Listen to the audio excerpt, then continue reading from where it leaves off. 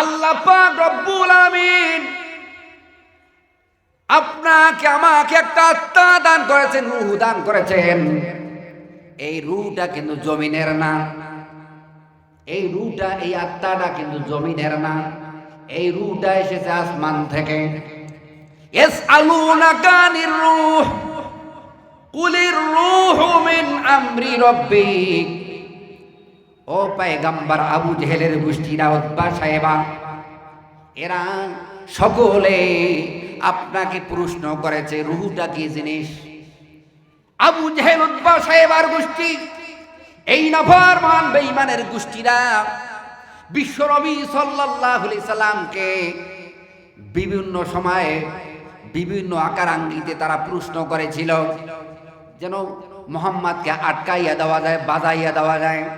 মুহাম্মদ নবী বলে স্বীকার করে, এটা বাস্তব কিনা এটা পরীক্ষা করার দরকার আছে। বিশ্বনবী সাল্লাল্লাহু আলাইহি সাল্লাম আপনার আমার মতো কোনো ভার্সিটিতে লেখাপড়া করেন নাই, প্রিয় ভাইরা আমার। বিশ্বনবী সাল্লাল্লাহু আলাইহি সাল্লাম আপনার আমার মতো কোনো মাদ্রাসায় লেখাপড়া করেন নাই। বিশ্বনবী সাল্লাল্লাহু আলাইহি সাল্লাম আপনার আমার মতো কোনো স্কুলে লেখাপড়া করেন নাই, মক্তবে লেখাপড়া করেন নাই।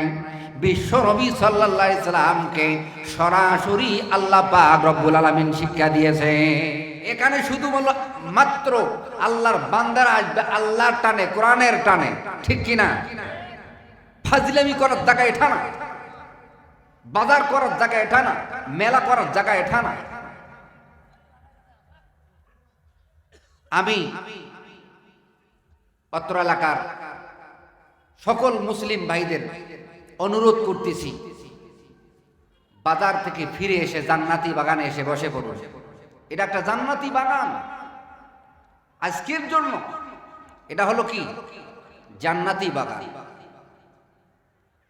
মুসলমানদের স্পৃহা নষ্ট হয়ে গেছে, মুসলমানদের ঈমান ও আমল নষ্ট হয়ে গেছে, ঈমান আমল পচে গেছে। এই পচা ঈমান আমল নিয়ে কি কবরে গেলে জান্নাত পাওয়ার আশা করা যায়? কোনোদিনও যায় না, কোনোদিনও যায় না।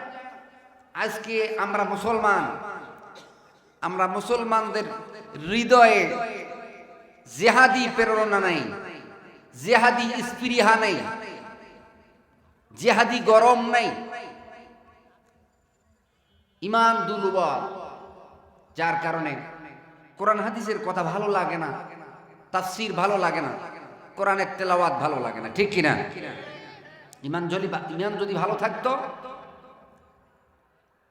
তাহলে এই ঈমানের বলে শরীয়তের সব বিধান মানতে খুব ভালো লাগতো।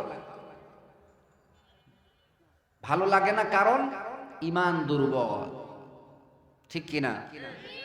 প্রিয় ভাইরা আমার,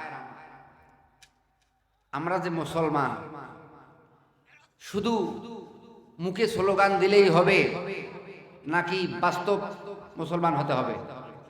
বাস্তব মুসলমান হতে হবে, বাস্তব ঈমানদার হতে হবে।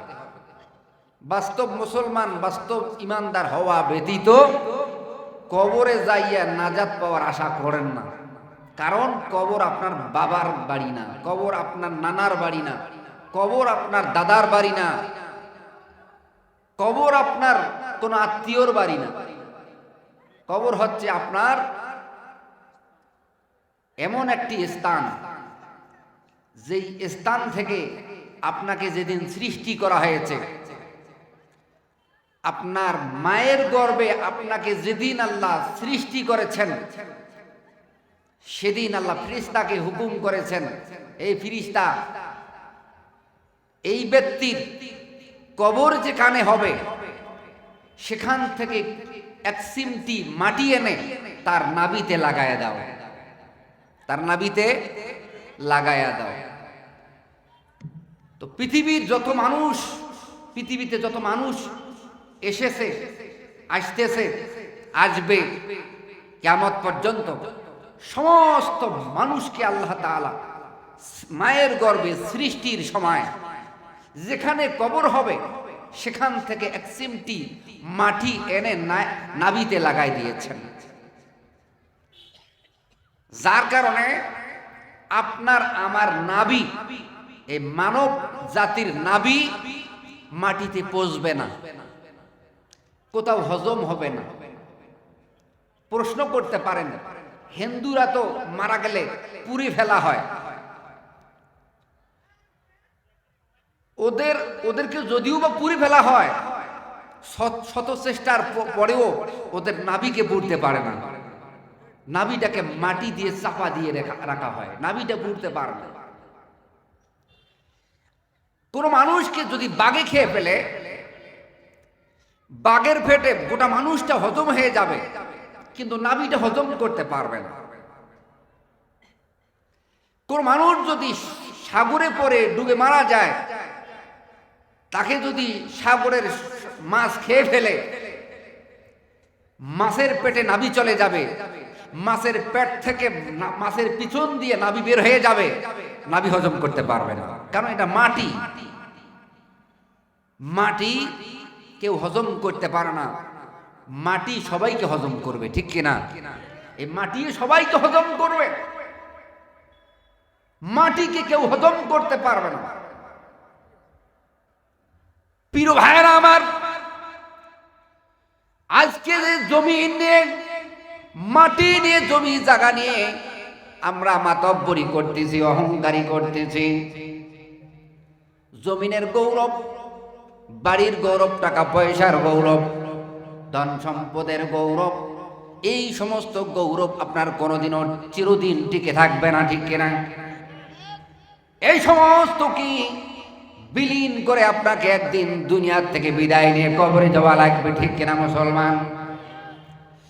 আপনি যদি অবশ্যই কবরে যাবেন, আপনি যেহেতু অবশ্যই কবরে যাবেন, কবরের সামানা দুনিয়াতে গোছাইয়া, দুনিয়াতে কবরের সামান অর্জন করে আপনাকে দুনিয়ার থেকে বিদায় নেওয়া লাগবে, ঠিক কিনা মুসলমান?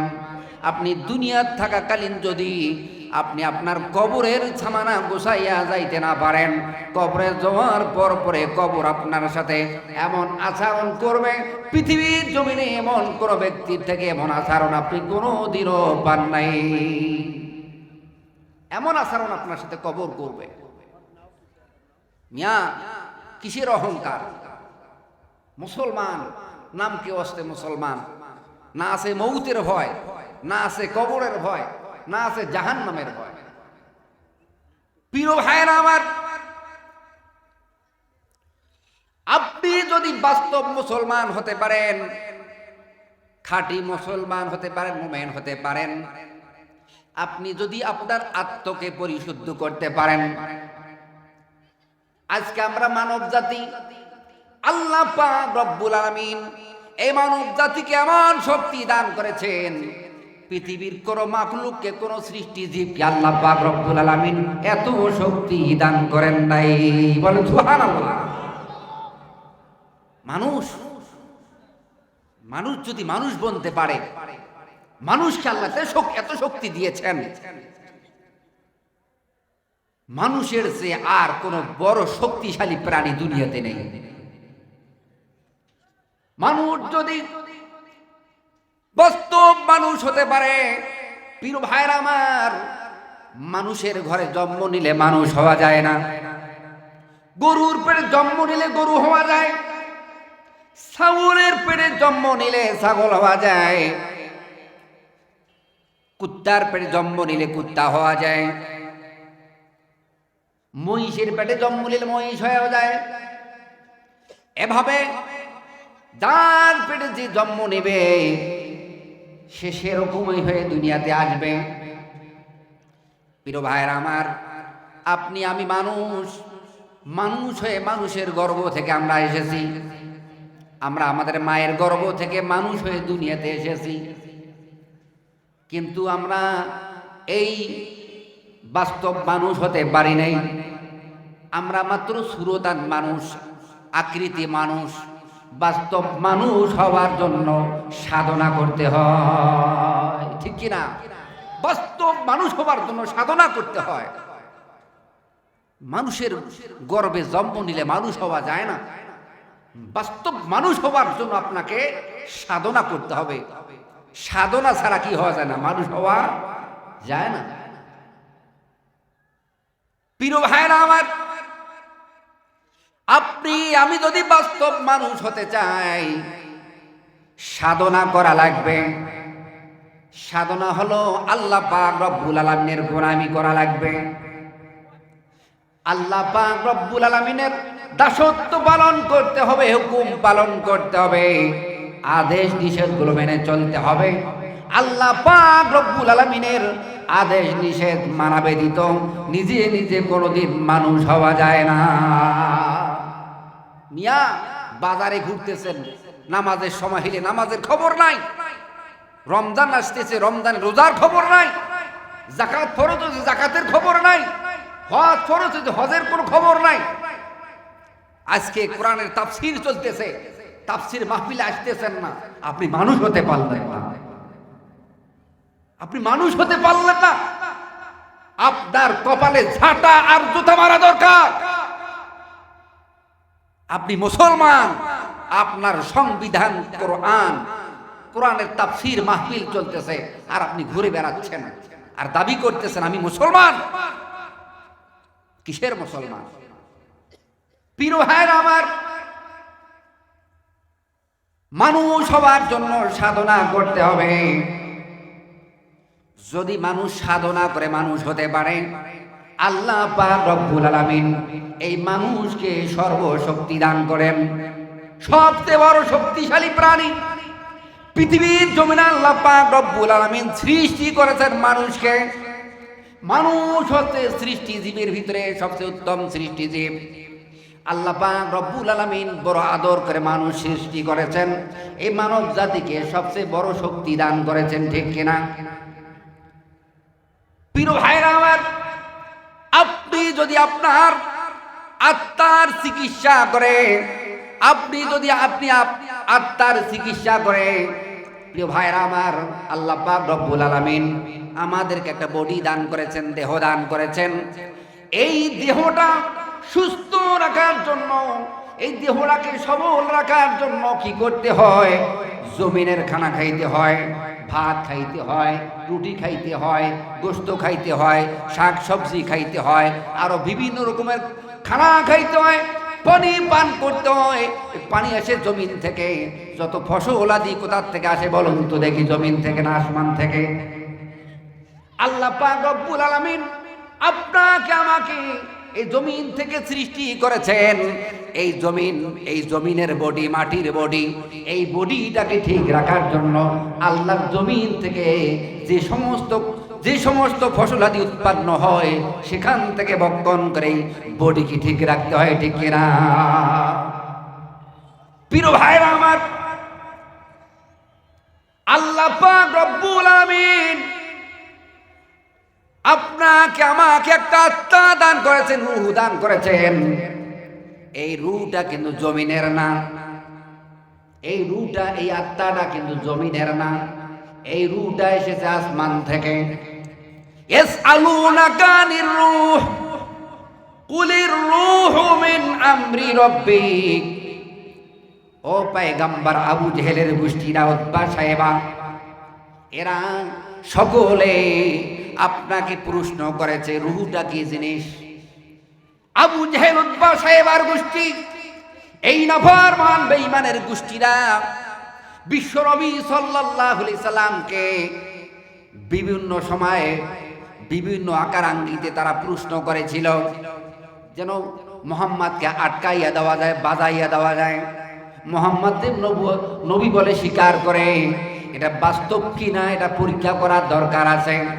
বিশ্বনবী সাল্লাল্লাহু আলাইহি সাল্লাম আপনার আমার মতো কোনো ভার্সিটিতে লেখাপড়া করেন নাই। প্রিয় ভাইরা আমার, বিশ্বনবী সাল্লাল্লাহু আলাইহি সাল্লাম আপনার আমার মতো কোনো মাদ্রাসায় লেখাপড়া করেন নাই।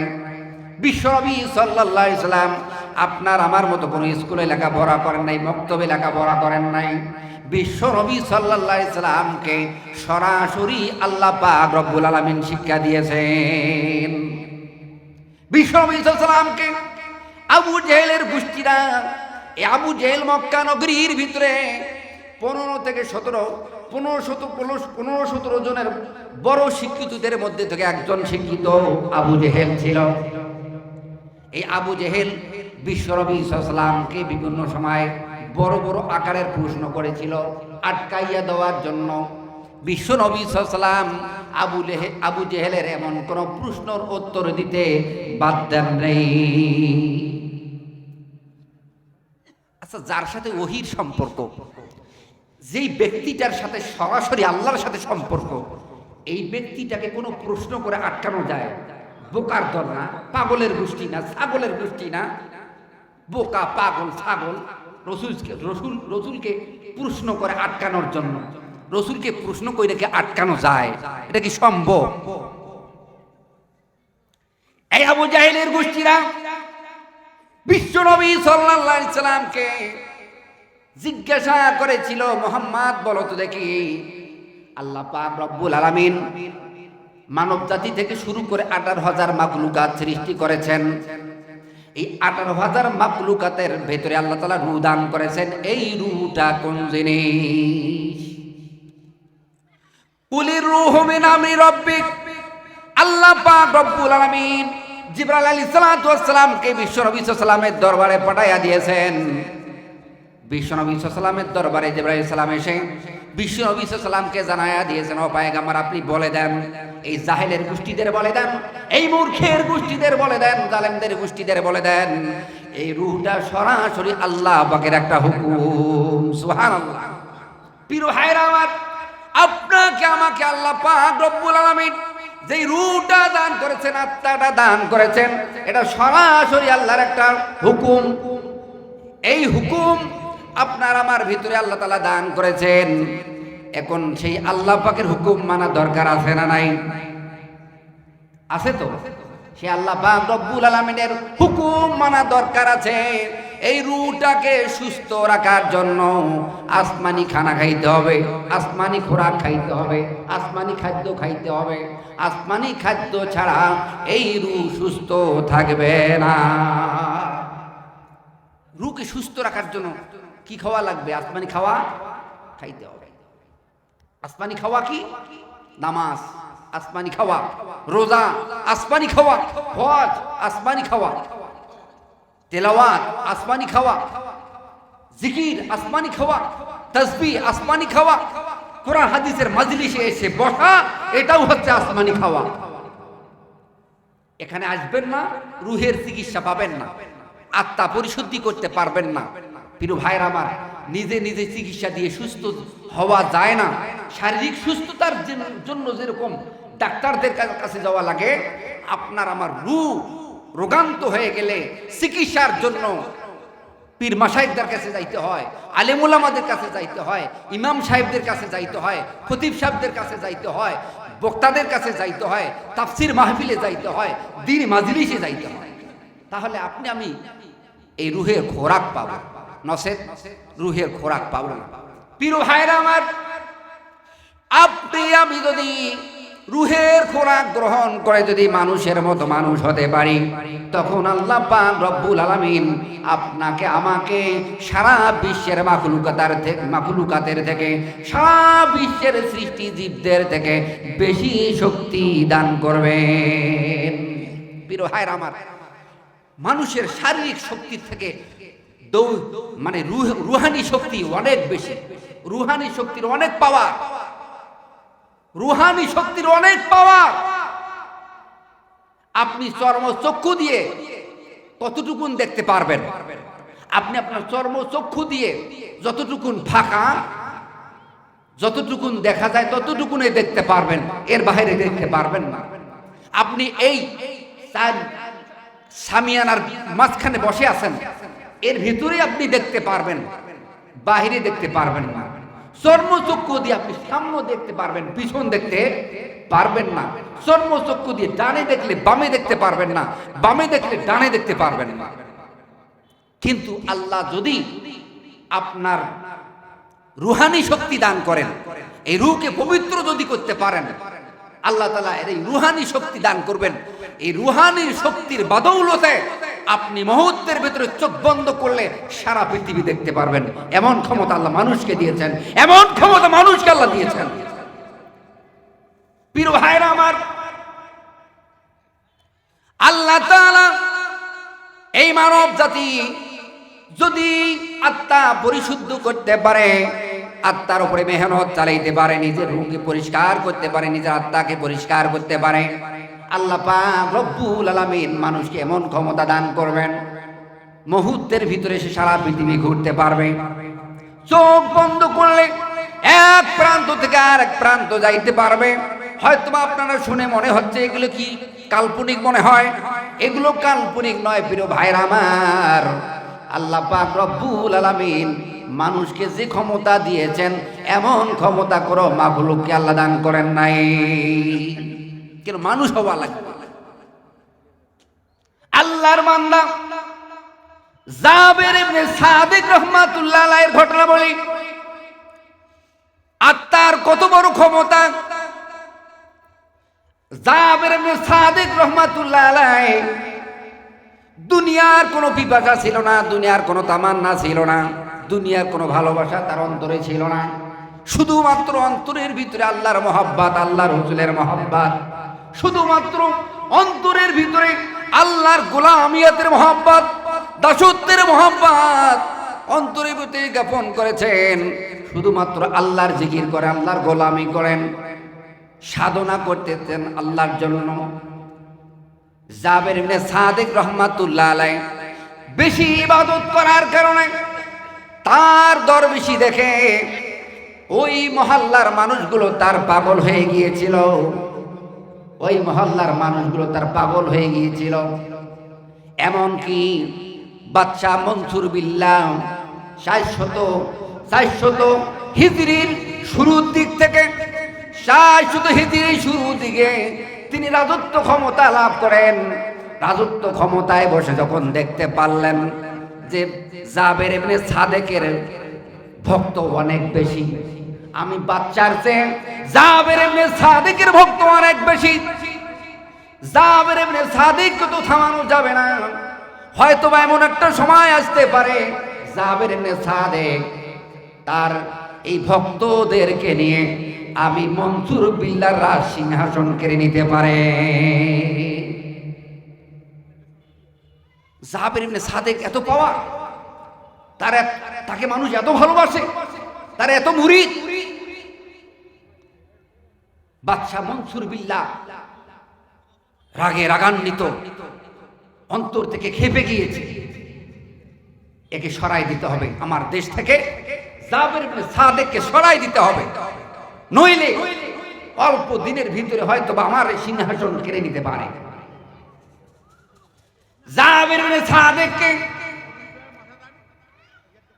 রাজ সিংহাসনের পক্ষ থেকে খবর দিয়ে পাঠানো হলো, ও জাবের ইবনে জাবের সাদেক, তুমি আমার সিংহাসনে আসো। পৃথিবীর কোনো বাদশার গোলামি আমি করি না, পৃথিবীর কোনো বাদশার দাসত্ব আমি পালন করি না। তুমি বাদশা মনসুর বিল্লাহকে আমি সম্মান করি ঠিক, কিন্তু আপনাকে ভয় করতে পারবো না, আপনার হুকুম অনুযায়ী আমি চলতে পারবো না, কারণ আমি একমাত্র আল্লাহ পাকের হুকুম পালন করি। কি জন্য ডাকছ? বাদশা মনসুর বিল্লাহ বলেন, হুজুর গুস্তাখি ক্ষমা করবেন, একটু দোয়া করে যান আল্লাহ যেন আমার এই সিংহাসনকে কবুল করেন, আমি মউত পর্যন্ত যেন সুন্দরভাবে রাজত্ব কায়েম করতে পারি। বাদশা মনসুর বিল্লাহ এই কথা যখন বললেন, জাবের সাদেক বললেন, বাদশা মহোদয় শোনো, আজকে আপনি যে ডিস্টার্বটা আমাকে করেছেন, আমার ইবাদতের মধ্যে বিঘ্নতা সৃষ্টি করেছেন, আমার ইবাদতের মধ্যে খলল সৃষ্টি করেছেন, ব্যাঘাত সৃষ্টি করেছেন। আমি এতক্ষণ ধরে আল্লাহ পাক রব্বুল আলামিনের অনেক নাম নিতাম, অনেক জিকির করতাম, অনেক তাসবিহ পড়তাম। এই আল্লাহর গোলামি করা থেকে, তাসবিহ পড়া থেকে আপনি আমাকে ব্যাঘাত সৃষ্টি করেছেন, সেজন্য আপনাকে আমি দায়ী রাখলাম। খবরদার এরপর থেকে আর কোনোদিন আপনার মতো বাচ্চার দরবারে আমি জাবের সাদেককে আর ডাক দিবেন না। মিয়া, আপনি আমি যদি এইরকম বাচ্চা যদি ডাকতো, তাহলে তো মনে করেন যে বাচ্চার রাজ সিংহাসনে ঢুকার সময় তো মনে করেন যে কত হাজার যে সালাম দিতাম, আর নিজে মনে ধন্য মনে করতাম, আল্লাহ আমার কপাল খুলে দিয়েছে, এরকম মনে করতাম। কি ঠিক কিনা? আল্লাহর ওলিরা এগুলো পছন্দ করে না। আল্লাহর গোলামের এগুলো পছন্দ করে না। প্রিয় ভাইরা আমার, জাবের সাদেক রহমাতুল্লাহ আলাইহি রাজ সিংহাসন থেকে বেড়ে যাচ্ছেন নিজের ইবাদতখানার উদ্দেশ্যে। জাবের সাদেক রাজ সিংহাসন থেকে বের হয়ে গেছেন। বের হওয়ার সাথে সাথে বাদশা মনসুর বিল্লাহ অজ্ঞান হয়ে জমিনে পড়ে গিয়েছে। বাদশা মনসুর বিল্লাহ অজ্ঞান হয়ে জমিনে পড়ে গিয়েছে। 4 ঘন্টার মতো অজ্ঞান হয়ে পড়েছিল। আসরের নামাজ কজা হয়ে গিয়েছে, মাগরিবের নামাজ কজা হয়ে গিয়েছে, জোহরের সময়ের কথা, আসর মাগরিব কজা হয়ে গিয়েছে। এশার আগে আগে বাদশা মনসুর বিল্লাহর জ্ঞান ফিরেছে। জ্ঞান ফেরার পরে উজির নাজির মন্ত্রী পরিষদ সবাই বলতেছে, বাদশা মহোদয় আপনি অজ্ঞান হয়ে পড়েছেন, আমরা চিন্তিত ছিলাম, মনে হয় আপনি মারা যাবেন। রাজ সিংহাসন কে পরিচালনা করবে, আপনার এই রাজত্বের চেয়ারে কে বসবে, আমরা চিন্তিত ছিলাম। আপনি কেন অজ্ঞান হয়ে এতক্ষণ ধরে পড়েছিলেন? হওয়ার কথা ছিল কি, হইল কি? এটা হচ্ছে আল্লাহর ওলিদের, আল্লাহর গোলামদের, আল্লাহর খাঁটি বান্দাদের আধ্যাত্মিক শক্তি, আধ্যাত্মিক পাওয়ার। প্রিয় ভাইরা আমার, বাচ্চাকে তখন জিজ্ঞাসা করা হলো, ও বাচ্চা মহোদয় আপনি এতক্ষণ সময় ধরে অজ্ঞান হয়ে পড়ে থাকলেন, কারণটা কি? আপনি না আদেশ করেছিলেন জাবের সাদেকের কল্লা উড়ানোর জন্য? আপনি তা না কইরা রাজ সিংহাসন ছেড়ে দিলেন, এরপরে আপনি অজ্ঞান হয়ে পড়ে থাকলেন, কারণটা কি বাচ্চা মহোদয় একটু বলবেন? বাচ্চা মনসুর বিল্লাহ বলেন, ও আমার মন্ত্রী পরিষদ, তোমরা ভালো করে শুনে রেখো, আমার দরবারে যখন এই জাবের সাদেক প্রবেশ করেছে, আমি রাজ সিংহাসন থেকে দেখেছি তার সঙ্গে 3টা বড় আজদাহা সাপ প্রবেশ করেছে। তোমরা দেখতে পারো নাই, কিন্তু আমি দেখেছি জাবের সাদেকের সাথে 3টা আজদাহা সাপ, বিষধর সাপ প্রবেশ করেছে। 3টা সাপ, একটা আমার পিছনে, আর একটা ডানে, একটা বামে দাঁড় হয়েছে। আর সাপ 3টা আমাকে বলেছে, বাচ্চা মহোদয় খবরদার, শুনে রেখো, জাবের সাদেকের কল্লা যদি তুমি উড়ায় দাও, জাবের সাদেকের কল্লা যদি তুমি কেটে নাও, আমরা 3টি সাপ তোমাকে দংশন করে শেষ করে দেব। আমি যখন এই 3টি সাপ দেখেছি, আমি আর এই আল্লাহর বান্দার সাথে, জাবের সাদেকের সাথে বেয়াদবি করে নাই। নিজের মরণের ভয়ে জাবের সাদেক বের হয়ে যাওয়ার পরেও আমি এতক্ষণ সময় ধরে অজ্ঞান ছিলাম, আমি এত ভয় পেয়েছিলাম, মনে হয় জাবের সাদেক চলে যাওয়ার পরে সাপ 3টা আমাকে আক্রমণ করে ধ্বংস করে দিবে। প্রিয় ভাইরা আমার, আল্লাহ তাআলা আল্লাহর খাঁটি গোলামদেরকে এরকমই পাওয়ার দিয়ে থাকেন, এরকমই পাওয়ার দিয়ে থাকেন, এরকমই ক্ষমতা দিয়ে থাকেন। কিন্তু আপনি আমি কিছুই করতে পারি না, কারণ আপনার আমার রুহটা নাপাক, আপনার আমার আত্মা নাপাক, অপবিত্র। এই অপবিত্র নাপাক আত্মা দিয়ে আপনার আমার কোন আমল আল্লাহর দরবারে কি হবে না, কবুল হবে না। প্রিয় ভাইরা আমার, রাষ্ট্র খলিফা হযরত ওমর রাদিয়াল্লাহু তাআলা আনহু নামটি শুনেছেন? অবশ্যই রাষ্ট্র খলিফা হযরত ওমর রাদিয়াল্লাহু তাআলা আনহু এত বড় একজন খলিফা, এত বড় একজন দেশের বাদশা, রদ্দ জাহানের খলিফা, রদ্দ জাহানের বাদশা। এনার আধ্যাত্মিক ক্ষমতা কেমন ছিল? সাহাবীদের আধ্যাত্মিক ক্ষমতা কেমন ছিল? প্রিয় ভাইরা আমার, হযরত আবু বকর রাদিয়াল্লাহু তাআলা আনহুর আধ্যাত্মিক ক্ষমতা কেমন ছিল? হযরত ওমর, হযরত ওসমান রাদিয়াল্লাহু তাআলা আনহুর আধ্যাত্মিক ক্ষমতা কেমন ছিল? হযরত আলী রাদিয়াল্লাহু তাআলা আনহুর আধ্যাত্মিক ক্ষমতা কেমন ছিল? হযরত আবু বকর সিদ্দিক রাদিয়াল্লাহু তাআলা আনহুর আধ্যাত্মিক ক্ষমতা কেমন ছিল? হযরত আবু বকর রাদিয়াল্লাহু তাআলা আনহু 2 রাকাত নামাজের ভিতরে আল্লাহর এই সারা পৃথিবী, আসমান জমিন সাতবক, জমিন সাতব, আসমান আরশ, কুরসি, সিদরাতুল মুনতাহা, 8টি জান্নাত 4টি জাহান্নাম ভ্রমণ করতে পারে। এমন ক্ষমতা আল্লাহ তাআলা আবু বকরকে দান করেছিলেন, কারণ তারা ছিল মানুষ, তারা ছিল মানুষ। হযরতে ওমর রাদিয়াল্লাহু তাআলা আনহু অর্ধজানের খলিফা রাজ সিংহাসনে যখন বসলেন, রাজত্বের ক্ষমতা পেয়ে রাজ সিংহাসন পরিচালনা করতেছেন। প্রিয় ভাইরা আমার, উনি ইনসাফপূর্ণভাবে দেশ পরিচালনা করেছেন, বিশ্বনবী সাল্লাল্লাহু আলাইহি সাল্লাম যেভাবে দেশ পরিচালনা করেছেন, আবু বকর রাদিয়াল্লাহু তাআলা তেমনই দেশ পরিচালনা করেছেন। আবু বকর রাদিয়াল্লাহু তাআলা যেরকম দেশ পরিচালনা করেছেন, হযরত ওমর রাদিয়াল্লাহু তাআলা তেমনই এই রকমের দেশ পরিচালনা করেছেন। ওমর রাদিয়াল্লাহু তাআলা যেরকম দেশ পরিচালনা করেছেন, হযরত আলী রাদিয়াল্লাহু তাআলা সেরকম দেশ পরিচালনা করেছেন।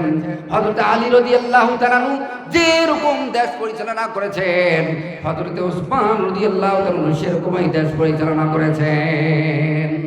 প্রিয় ভাইরা আমার, আমাদের এই দেশটা ওমরের মতো একজন খলিফা আসুক, ওমর রাদিয়াল্লাহু তাআলা রাজত্বের মতো এই দেশটা একটা রাজত্ব কায়েম হোক, এটা আপনারা চান কিনা? ঠিক কিনা? আমরা চাই এই দেশটা আল্লাহ রাসূল যেরকম পরিচালনা করেছেন, ওমর রাদিয়াল্লাহু তাআলা যেরকম পরিচালনা করেছেন, হযরত আবু বকর সিদ্দিক রাদিয়াল্লাহু তাআলা যেরকম পরিচালনা করেছেন, হযরত উসমান রাদিয়াল্লাহু তাআলা যেরকম পরিচালনা করেছেন, হযরত আলী রাদিয়াল্লাহু তাআলা যেরকম পরিচালনা করেছেন, সেরকম ভাবে পরিচালিত হোক, এমন একজন রাষ্ট্র ক্ষমতায় আমরা দেখতে চাই। ঠিক কিনা? এমন একজন রাষ্ট্র ক্ষমতায় দেখতে চাই, রাষ্ট্রের চেয়ার এমন একজন ব্যক্তিকে আমরা দেখতে চাই। ঠিক কিনা মুসলমান? তাহলে এমন একজন ব্যক্তিকে রাষ্ট্রের চেয়ারে দেখার জন্য আপনাকে আমাকে জিহাদ করা লাগবে কিনা? প্রিয় ভাইরা আমার, বিশ্বনবী সাল্লাল্লাহু আলাইহি সাল্লামের রাষ্ট্র ক্ষমতা কেমন ছিল? সে সময় তো নির্বাচন ছিল না, জিহাদ করে রাষ্ট্র ক্ষমতায় যাওয়া লাগছিল। বিশ্বনবী সাল্লাল্লাহু আলাইহি সাল্লাম নিজে সাহাবায়ে কেরাম সহ ৬৬টি জিহাদ করে, জিহাদের মাধ্যমে এই দুনিয়া থেকে দুর্নীতি দমন করে রাষ্ট্রের চেয়ারে গিয়েছেন কোরআন সুন্নাহ অনুযায়ী দেশ পরিচালনা করার জন্য। প্রিয় ভাইরা আমার, বর্তমান যুগে রাষ্ট্রের চেয়ারে যাওয়ার জন্য তো সেরকম আর কি নাই, যুদ্ধ নাই। বর্তমান যুগের জন্য রাষ্ট্রের চেয়ারে ক্ষমতায় বসার জন্য আপনাকে আমাকে নির্বাচনের মাধ্যমে যাওয়া লাগবে, জনসমর্থনের মাধ্যমে আপনাকে আমাকে কোথায় যাওয়া লাগবে? রাষ্ট্রের চেয়ারে যাওয়া লাগবে। যুদ্ধ করে এই যুগে আর রাষ্ট্রের চেয়ারে যাওয়া কিনে সুযোগ নাই। আগের যুগে জিহাদ করে রাষ্ট্রের চেয়ারে গিয়েছে সাহাবায়ে কেরামগণ, আর বর্তমান যুগে রাষ্ট্রের চেয়ারে বসার জন্য আপনাকে আমাকে নির্বাচন করতে হবে। নির্বাচনের মাধ্যমে একজন ভালো মানুষ সিলেক্টেড করে তাকে রাজ সিংহাসনে বসে এমন একজন ব্যক্তিকে সিলেক্টেড করতে হবে, এমন একজন ব্যক্তিকে নির্বাচিত করতে হবে যে ব্যক্তিটা রাজ সিংহাসনে বসে, রাজের চেয়ারে বসে, দেশের প্রধান চেয়ারে বসে, যেন কোরআন সুন্নাহ অনুযায়ী দেশ পরিচালনা করে এমন একজন ব্যক্তি আপনারা চান কিনা? ঠিক কিনা মুসলমান? প্রিয় ভাইরা আমার, হযরত ওমর রাদিয়াল্লাহু তাআলা আনহু রাজ পরিচালনা করেছেন, সিংহাসন পরিচালনা করেছেন, দেশ পরিচালনা করেছিলেন। গায়ে দেওয়ার মতো কাপড় ছিল না। অর্ধজাহানের খলিফা, অর্ধজাহানের বাদশাহ, এমন একজন ব্যক্তি হওয়ার পরেও গায়ে অনেক তালি লাগানো জামা ছিল, অনেকগুলো তালি লাগানো জামা ছিল। গার মধ্যে যে জুব্বাটা ছিল, এই জুব্বায় অনেকগুলো তালি লাগানো ছিল। হযরত ওমর রাদিয়াল্লাহু তাআলা রাজ সিংহাসন পরিচালনা করাকালীন অভাব ছিল। দেশের খলিফা হওয়ার পরে সংসারে অভাব, কারণ রাজ সিংহাসন পরিচালনা করতেছেন ঠিক, কিন্তু রাজত্বের দেশের বাইতুল মাল থেকে তো মাল বাচ্চার ব্যবহার করার ক্ষমতা নাই। বাদশা ওমর রাদিয়াল্লাহু তাআলা রাজ পরিচালনা করতেছিলেন, দেশ পরিচালনা করতেছিলেন। গায়ের মধ্যে ভালো কোনো পোশাক ছিল না। প্রিয় ভাইরা আমার, ইয়ামান থেকে কিছু কাপড় এসেছিল, কিছু চাদর এসেছিল গরিব দুঃখীদেরকে ভাগ করে দেওয়ার জন্য। হযরত ওমর রাদিয়াল্লাহু তাআলা ভাগে একটা পেয়েছেন, ওনার ছেলে ভাগে একটা পেয়েছেন। হযরত ওমর রাদিয়াল্লাহু তাআলা আনহু রাজ সিংহাসন পরিচালনা করাকালীন জুমার দিন জুমার নামাজের জন্য গায়ের মধ্যে যে জামাটা ছিল এই জামাটা পরিষ্কার করতে দিয়েছিলেন, ধুইতে দিয়েছিলেন, কিন্তু ঘটনাক্রমে জুমার সময় হয়ে গিয়েছে, এটা আর শুকানো যায় নাই, কাঁচা ছিল, ভিজা ছিল। সেজন্য হযরত ওমর রাদিয়াল্লাহু তাআলা আনহু জুমার নামাজ কিভাবে পড়াবেন, নিজের যে একটা চাদর ভাগে পেয়েছিলেন ওই চাদরটা পরিধান করেছেন, গায়ে দেওয়ার মতো কোনো কাপড় ছিল না। এই খলিফাতুল মুসলিমিন হযরত ওমর রাদিয়াল্লাহু তাআলা আনহু চিন্তা করলেন, এখন কিভাবে জুমার দিন জুমার নামাজ পড়াবো খালি গায়ে? আমার গায়ে তো কোনো কাপড় নাই, আমার গায়ে তো জুব্বা নাই। একটা চাদর পরে জুমার নামাজের জন্য প্রস্তুতি গ্রহণ করেছেন, জুমার নামাজ পড়ানোর জন্য প্রস্তুতি গ্রহণ করেছেন। জুমার নামাজ পড়াইতে যাবেন, ছেলে আব্দুল্লাহ ইবনে ওমর রাদিয়াল্লাহু তাআলা বাবাকে জিজ্ঞাসা করলেন, বাবা আপনার পরনে একটা চাদর, গায়ে তো কোনো কাপড় নাই, খালি গায়ে জুমার নামাজ পড়াতে যাবেন, আপনি না খলিফাতুল মুসলিমিন, আপনি না জাহানের বাদশা, আপনি কিভাবে খালি গায়ে জুমার নামাজ পড়াবেন? হযরত ওমর রাদিয়াল্লাহু তাআলা বলেন, বাবা শোনো, আমি জাহানের খলিফা, আমিও ভাগে পাইছি একটা চাদর, আর যে তুমি একটা ভাগে পাইছো, এখন আমি কি করব? অতএব আমি খালি গায়ে নামাজ পড়াতে যাব। বাবা আপনার হালত আমি পছন্দ করতেছি না, আপনার হালত আমি বরদাস্ত করতে পারতেছি না, আপনি আমার এই চাদর গায়ে দিয়ে জুমার নামাজ পড়াতে যাবেন। হযরত খলিফাতুল মুসলিমিন ওমর রাদিয়াল্লাহু তাআলা আনহু জুমার নামাজ পড়াইতে গিয়েছেন, খুতবা দিতেছেন, একজন যুবক দাঁড় হয়ে গিয়েছে। ওমর, ও খলিফাতুল মুসলিমিন, আমরা সকলে না একটা করে চাদর ভাগে পেয়েছি, আপনি কেন দুইটা চাদর, একটা পরছেন একটা গায়ে দিয়েছেন? আপনি তো খেয়ানত করেছেন, আমানতের খেয়ানত করেছেন। আপনি ভাগে পেয়েছেন একটা চাদর, আপনি একটা চাদর পরে আপনি জুমার নামাজ পড়াবেন, আপনার পরনে একটা চাদর, আপনার গায়ে একটা চাদর, বোঝা গেল আপনি আপনার ক্ষমতার বলে দুইটা চাদর গ্রহণ করেছেন। চলমান একজন বাদশা, ওমর রাদিয়াল্লাহু তাআলা আনহু চলমান একজন বাদশা, সেই বাদশাকে একজন সাহাবী অ্যাটাক করে ফেলেছে। ওমর, তুমি আরেকটা চাদর কোথায় পেলে? হযরত ওমর রাদিয়াল্লাহু তাআলা আনহু বলেন, ভাই তোমার প্রশ্ন ঠিক হয়েছে, আমি ওমর রাদিয়াল্লাহু তাআলা আনহু একটা চাদর ভাগে পেয়েছি, আর একটা চাদর কোথায় পাইলাম আমার আব্দুল্লাহকে জিজ্ঞাসা করো, আমার আব্দুল্লাহ তোমার প্রশ্নের জবাব দিয়ে দেবে। আব্দুল্লাহ ইবনে ওমর রাদিয়াল্লাহু তাআলা প্রথম সারিতে বসেছিলেন।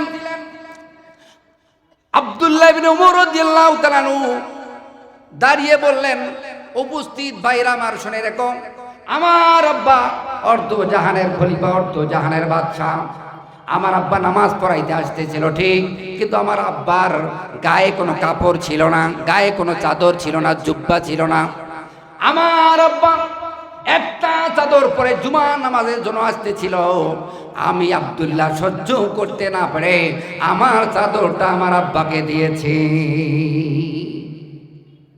আজকে বর্তমান যুগের রাজা বাদশাদের তো যে শান শওকাত, যত গাড়ি আগে পিছে, তাদের বাড়ি ঘর কি অবস্থা, এগুলো কোথা থেকে লন্ডন করেছে বলেন? এগুলো সব তো দেশের মাল। রাজত্বের ক্ষমতায় বসে, রাজের চেয়ারে বসে তো দুর্নীতি করে এগুলো কামাই করেছে।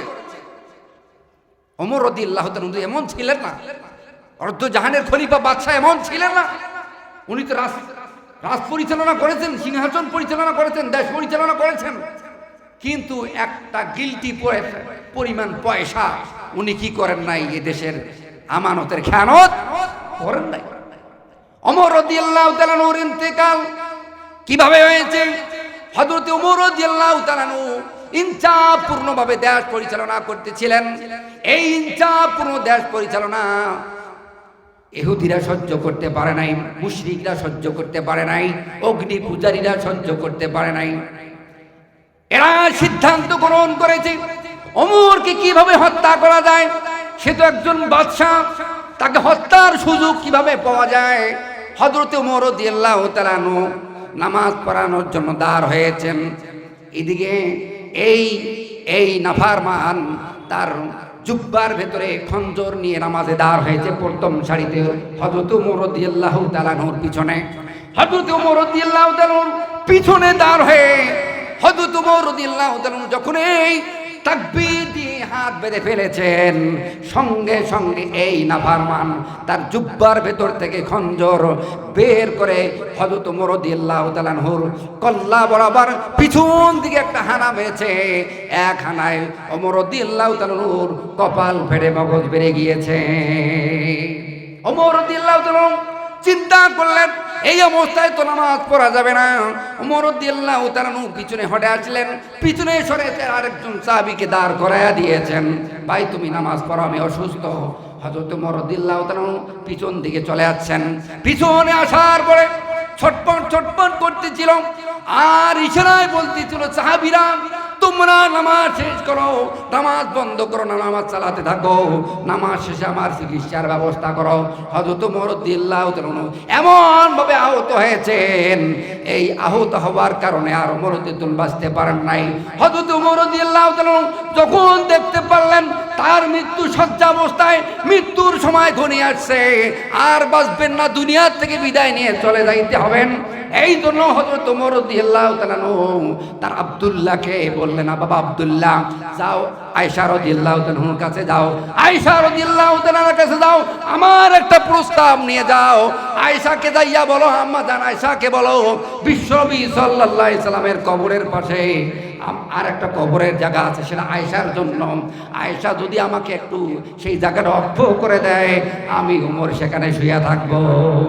আব্দুল্লাহ দৌড় দিয়েছেন, আব্দুল্লাহ সোজা দৌড় দিয়েছেন মা আয়েশার গিরে, দাইয়া বলতেছিল, আম্মা জান, আমার আব্বা জান আপনার এই জায়গাটা চাচ্ছেন, আমার আব্বা এখানে শুয়ে থাকবেন, আমার আব্বা এখানে কবরস্থ হবেন। আম্মা জান আপনি যদি অনুমতি দেন তাহলে সুবিধা হবে।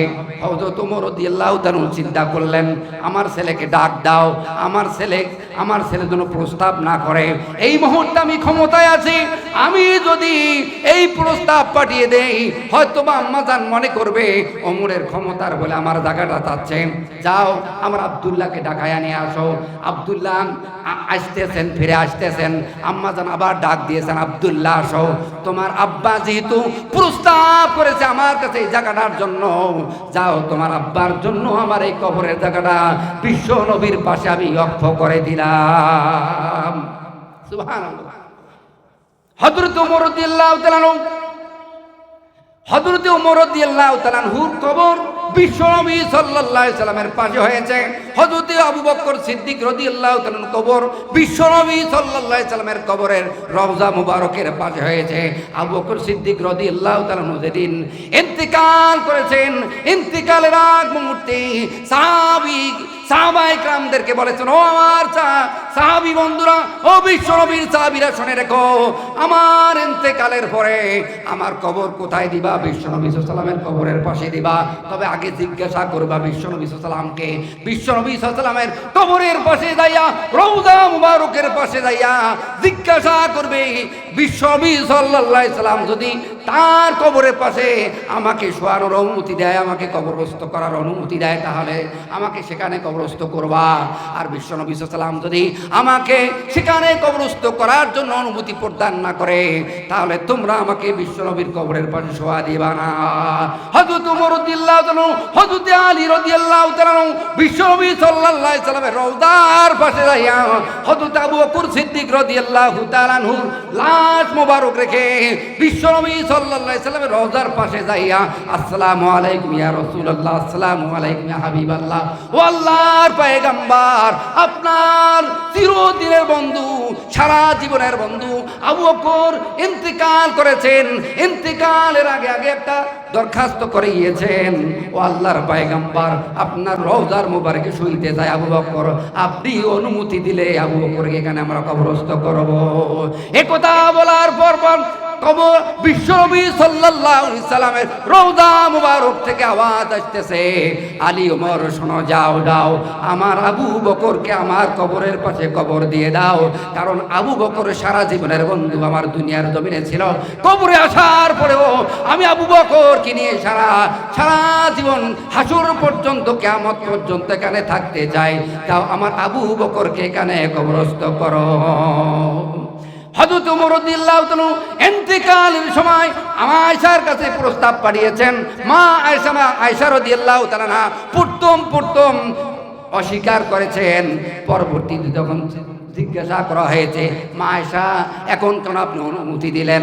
মা আয়েশা বলেন, ও সাহাবীরা শুনে রেখো, আমি যদি এই মুহূর্তে অনুমতি না দেই, আর কাল হাসরের ময়দানে আল্লাহর নবী যদি আমাকে জিজ্ঞাসা করে, আয়েশা তুমি না আমার প্রিয় স্ত্রী ছিলা, আমার প্রিয় সাহাবী আবু ওমর রাদিয়াল্লাহু তাআলা ইন্তেকালের সময় এই কবরের জায়গাটা চেয়েছিল, তুমি দাও না কেন?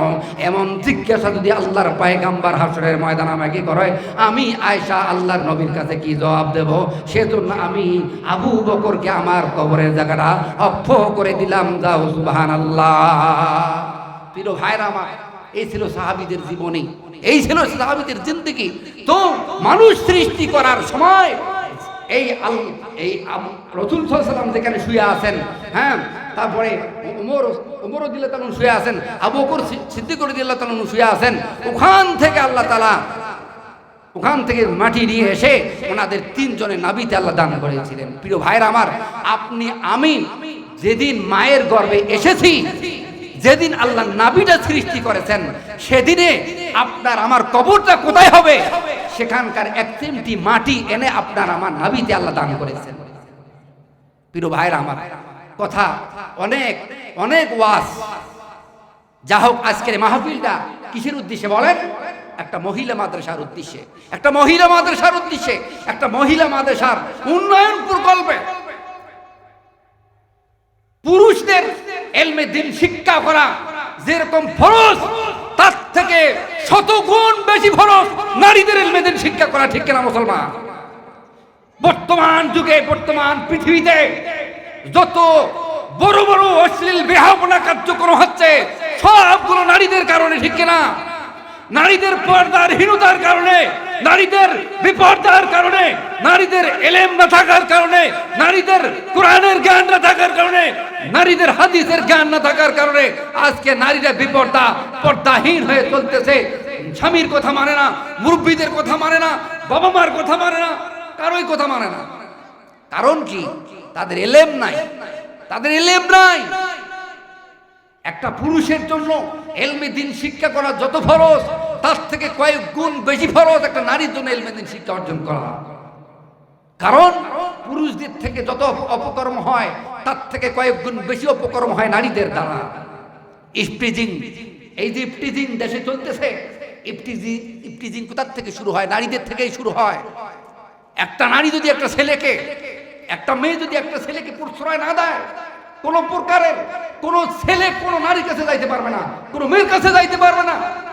এজন্যই তো আল্লাহ বলেছেন, হে নারীরা, তোমরা ঘরের ভিতরে থাকো, ওয়াকারনা ফি বুয়ুতিকুন্না ওয়ালা তাবাররাজনা তাবাররাজাল জাহিলিয়াতিল উলা।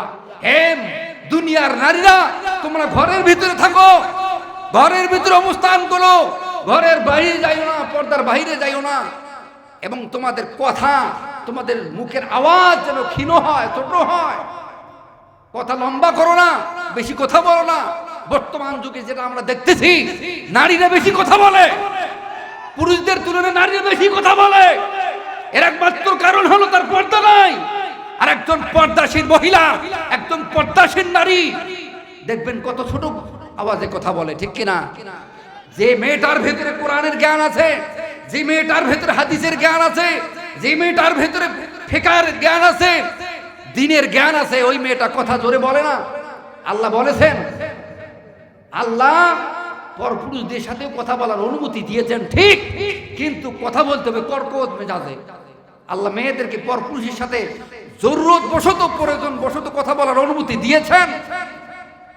একটা মহিলা শুধুমাত্র বাড়িতে একজন মানুষ ডাকতেছে, ভাই বাড়িতে আসেন, ভাই বাড়িতে আসেন, তো অবশ্যই উত্তর দিতে হবে। উত্তরটা একটা মেয়ে লোক যদি বাড়িতে থাকে, উত্তরটা এমন ভাবেই দিতে হবে যেন উত্তর, ওই পুরুষটা উত্তর শোনে যেন তার কণ্ঠের প্রতি আকৃষ্ট না হয়, তার কণ্ঠের প্রতি কি না হয়, আকৃষ্ট না হয়, এমন ভাবে উত্তর দিতে হবে। ওয়ালা তাখদা বিল কওল, আল্লাহ বলেছেন হে নারীরা তোমরা তোমাদের কথাকে নম্র করো। কথার মধ্যে যখন তোমরা পর পুরুষের সাথে কথা বলবা, পর পুরুষের সাথে কথা বলতে গিয়া কথার মধ্যে যেন কোনো মিষ্টি না থাকে। প্রিয় ভাইরা আমার, একটা মহিলা মাদ্রাসার উদ্দেশ্য আজকে মাহফিল। মাহফিল এর উদ্দেশ্য হলো মাদ্রাসাটা উন্নয়ন করা, মাদ্রাসাটা যেন বিপ্লব হয়, মাদ্রাসাটা যেন সুন্দরভাবে চলে, সেজন্য আজকে মাহফিল আয়োজন করা হয়েছে। যা হোক, আপনারা আপনাদের কলিজার টুকরা মেয়ে সন্তানকে এই মাদ্রাসায় দিয়ে ইলমে দ্বীন শিক্ষা অর্জন করার সুযোগ করে দেন। আপনি আপনার মেয়েকে যদি ছোট থেকেই পর্দাশীল না বানাতে পারেন, কোরআন ও হাদিসের জ্ঞান না দিতে পারেন, কোরআন হাদিসের উপরে যদি তাকে গোড়ায়া উড়াইতে না পারেন, তাহলে আপনি বড় হলে তাকে আপনি কন্ট্রোল করতে পারবেন না, আপনার মেয়েকে আপনি কন্ট্রোল করতে পারবেন না। মেয়েরা বাবার কন্ট্রোলে থাকে না। বর্তমানে এমন একটা যুগ এসেছে, এমন একটা সিচুয়েশন দাঁড় হয়েছে, এমন একটা প্রেক্ষাপট দাঁড় হয়েছে, মেয়েরা বাবার কথা শোনে না, মেয়েরা বড় ভাইয়ের কথা শোনে না, নারীরা তার স্বামীর কথা শোনে না। এর একমাত্র কারণ হলো এই মেয়েদের ভেতরে কোরআনের কোনো জ্ঞান নাই, হাদিসের কোনো জ্ঞান নাই, পর্দা বলতে কোনো জানে না, পর্দার জ্ঞান নাই। পর্দা যে ফরজ, নামাজ যেরকম ফরজ, পর্দা করা ফরজ, যাকাত যেরকম ফরজ, পর্দা করা ফরজ, হজ যেরকম ফরজ, পর্দা করা ফরজ, সেই ফরজকে লঙ্ঘন করে চলতেছে। প্রিয় ভাইরা আমার, একটা নারীর যেরকম পর্দা করা ফরজ, একটা পুরুষকেও সেরকম পর্দা করা ফরজ, একটা পুরুষকেও সেরকম পর্দা করা ফরজ। আপনি রাস্তা দিয়ে চলবেন, আপনি কোনো ভালো মেয়ের দিকে, সুন্দরী নারীর দিকে চোখ তুলে তাকাতে পারবেন না। আপনি মাথা নিচু করেন, আপনি নজর নিচের দিকে করেন, আপনি পর্দা করেন, সেটা সে পর্দায় চলতে পারে ঠিক। আপনি পুরুষ পর্দা করেন, আপনার চোখটা নিচের দিকে করেন, আপনার মাথা নিচের দিকে করেন, তাহলে বাঁচতে পারবেন। বিশ্বনবী সাল্লাল্লাহু আলাইহি সাল্লাম বলেন, ও মুসলমানেরা শুনে রাখো, তুমি রাস্তা দিয়ে চলছো, একটা সুন্দরী মেয়ে তোমার চোখে পড়ে গেছে, প্রথম নজর তোমার জন্য ক্ষমা করা হয়েছে, দ্বিতীয়বার দেখলে তোমাকে ক্ষমা করা হবে না। বিশ্বনবী সাল্লাল্লাহু আলাইহি সাল্লাম বলেন, হে পৃথিবীর মানুষ সকল শুনে রাখো, হে পৃথিবীর মুসলমানেরা শুনে রাখো, তুমি যদি তোমার এই চক্ষু দ্বারা কোনো মেয়ের প্রতি গভীর নজরে তাকাইয়া থাকো, ইশকের নজরে তাকাইয়া থাকো, ভালোবাসার নজরে তাকাইয়া থাকো, আল্লাহ পাক রব্বুল আলামিন কাল কিয়ামতের